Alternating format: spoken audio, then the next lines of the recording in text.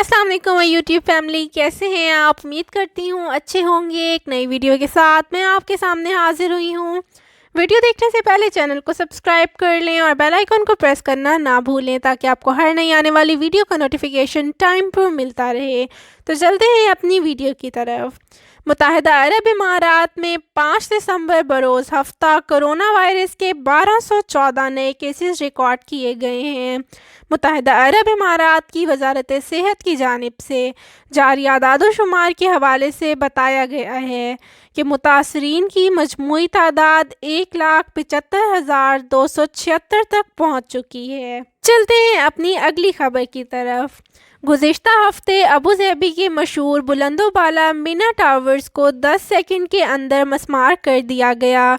144 मनाजिल के इन टावर्स की चंद लम्हात में मस्मारी की इस कार्रवाई को Guinness book of world record में भी शामिल कर लिया गया है।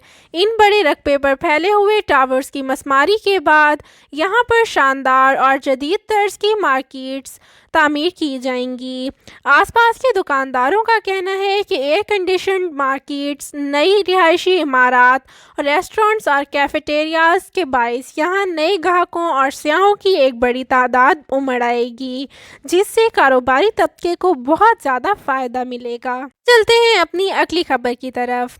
दुबई कस्टम्स की जानिब से शानदार खबर सुना दी गई है, जिसके मुताबिक कस्टम्स केसेस और मुख्तलिफ खिलाफ वर्जियों की बिना पर आयद होने वाले जुर्मानों का 80% रकम माफ़ कर दी जाएगी।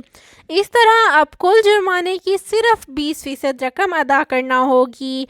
ये रियायत इन अफराद के लिए है जिन पर 31 मार्च 2020 से कबल दुबई कस्टम्स की जानिब से जुर्माने आयद किए गए थे। चलते हैं अपनी अगली खबर की तरफ। दुबई की अदालत ने सऊदी लेबर मिनिस्टर और इनके भाइयों के खिलाफ आयद मशहूर मुकदमे का फैसला सुना दिया है, जिसमें अल-राजी और इनके भाइयों के मशहूर कंपनी तामीर होल्डिंग इन्वेस्टमेंट की जायदादों और असासों पर कब्जा करने का कसूरवार ठहराया गया है। इनके खिलाफ कारोबारी शराकतदार कैनेडियन नजाद और फ़लस्तीनी बिजनेसमैन उमर ऐश ने कारोबारी बदउनवानी का मुकदमा दर्ज किया था। चलते हैं अपनी अगली खबर की तरफ। मुत्तहिदा अरब इमारात में यौम शोहदा और यौम वतनी की तकरीबात बहुत जोश व खरोश से मनाई गई हैं।